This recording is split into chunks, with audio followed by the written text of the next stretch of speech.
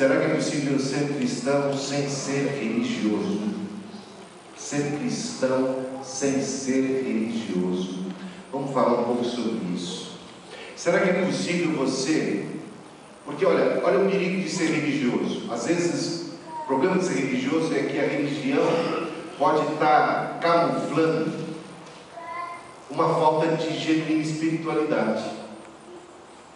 Tem gente que às vezes por costume, e é bom ter costumes, e até algumas práticas religiosas. O problema é o seguinte: por costume de, por exemplo, orar antes da refeição, a pessoa faz isso de maneira tão automática, que de fato pode tornar-se uma pessoa hipócrita, repetindo uma oração, fazendo alguma coisa porque está no piloto automático, mas o seu coração de fato não está agradecido. Esse é o perigo da religiosidade, que a pessoa fala: não, eu estou orando antes das refeições, mas o seu coração não está necessariamente agradecido. Eu estou cantando, eu estou inclusive indo à igreja, eu canto também, mas será que está louvando? Eu estou indo à igreja, mas será que só pelo fato de ir à igreja já está adorando? É claro que ir à igreja é bom, é claro que orar antes das refeições é bom, mas o melhor é fazer tudo isso de coração, é fazer tudo isso de uma maneira viva e espontânea, porque senão pode ser apenas uma prática religiosa dissociada de verdade. Isso é o perigo. Irmão, ser cristão sem ser religioso. Esse texto que a gente acabou de ler fala sobre a plenitude do Espírito Santo e como alcançá-la. Fala sobre a vida plena do Espírito. Fala sobre o que é verdadeiramente ser espiritual. O que é um cristão de fato. Como ser plenamente cristão. Como ser cheio do Espírito Santo. Veja, a própria história da igreja nos ensina que de tempos em tempos a igreja enfatiza determinados aspectos da espiritualidade em detrimento de outros. E muitas vezes fica com algo distorcido. Ou seja, nos tempos mais primitivos, a espiritualidade era sinônimo de ser mártir. Então todos queriam ser mártir. Então ser mártir era ser cheio do Espírito, como algo sinônimo. É claro que ser mártir é um privilégio que Deus concede a muitos de nós. Muitos serão mártires, muitos serão, inclusive, como foram os apóstolos, mortos por amor a Cristo. Mas nós não devemos buscar ser mortos por amor a Cristo. Aliás, o próprio apóstolo Paulo, que foi um mártir, que viveu na era dos mártires, ele ensina nas suas epístolas que nós devemos orar pelas autoridades, que nós devemos pedir para que nós possamos ter paz. Nós devemos buscar a paz e devemos buscar um tempo para estar exercendo com liberdade a nossa vida, sem perseguição. Nós não queremos a perseguição, nós não buscamos a perseguição.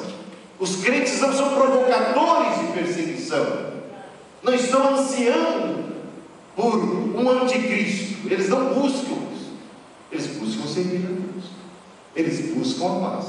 Às vezes se veem amigos, mas não porque estão buscando. Mas muitos pensaram assim. Outros, com o passar do tempo, começaram a enfatizar o ascetismo. Ser cristão era ser ascético, sabe? Era abster-se das coisas prazerosas da vida, era ser uma espécie de ermitão. Esses cristãos pareciam naquela época muito mais discípulos de João Batista do que discípulos de Cristo. É claro que existem aspectos do cristianismo que nos convidam a jejuar, por exemplo, mas a vida do cristão não é um eterno abster-se das coisas boas, da comida, da bebida, da vida, do casamento, do dia a dia.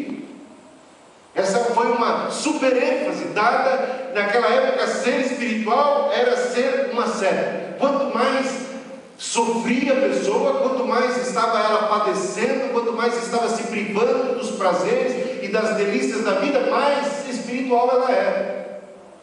Bem, a gente vê Jesus Cristo comendo, bebendo, a gente vê Jesus Cristo participando de festa, e a gente vê que Jesus Cristo não era um asceta.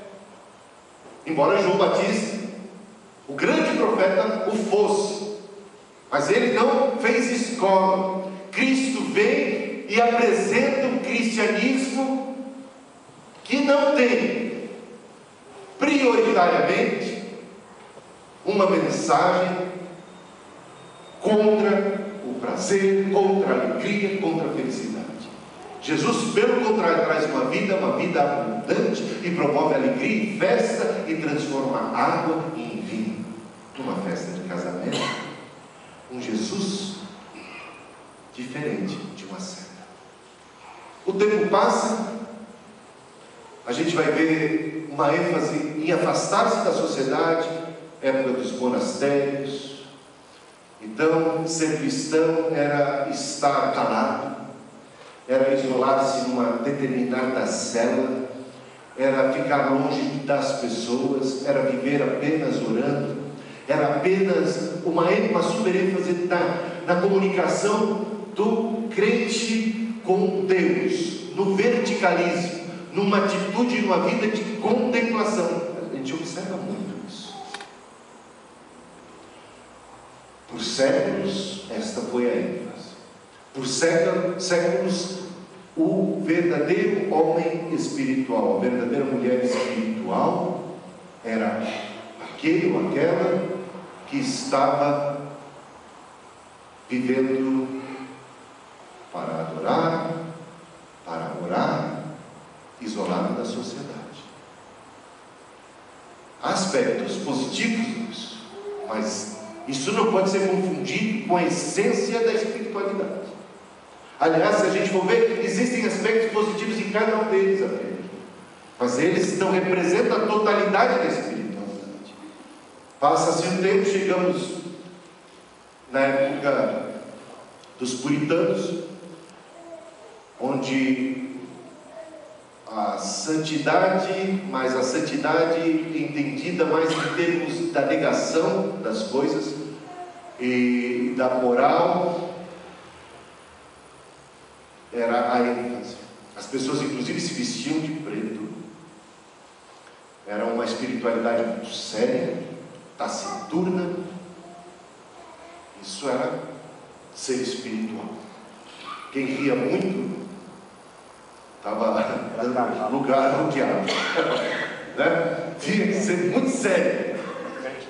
Era um crente carnal, tinha que ser muito sério. Então a gente viu, bom, tem coisas belíssimas nesse período, muita verdade, mas olha, deixou a desejar essa super ênfase nesse aspecto, em detrimento da alegria e de outras coisas. Bom, aí chegamos numa era mais contemporânea, e veio o movimento pentecostal. Com o movimento pentecostal, ser espiritual era falar em línguas, era ter dons espirituais, manifestações, a ênfase nos dons, super ênfase nos dons, que até então não tinha sido dada no decorrer da história.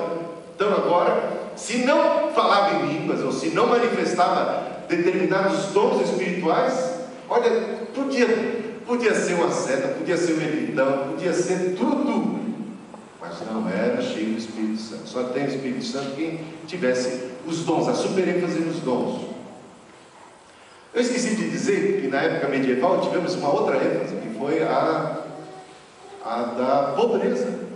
Com São Francisco de Assis, principalmente, que sendo uma pessoa rica, deixa tudo, e até o próprio movimento dos monges, quase todos eles, era de pobreza, uma ênfase na pobreza. E Francisco de Assis é um exemplo maior disso. Então a espiritualidade confundida com o despojamento das coisas materiais. Então revela-se a espiritualidade à medida que nós nos despojamos das coisas materiais. Quanto mais assim despojamento, quanto mais pobreza, mais virtude espiritual isso era quase que sinônimo.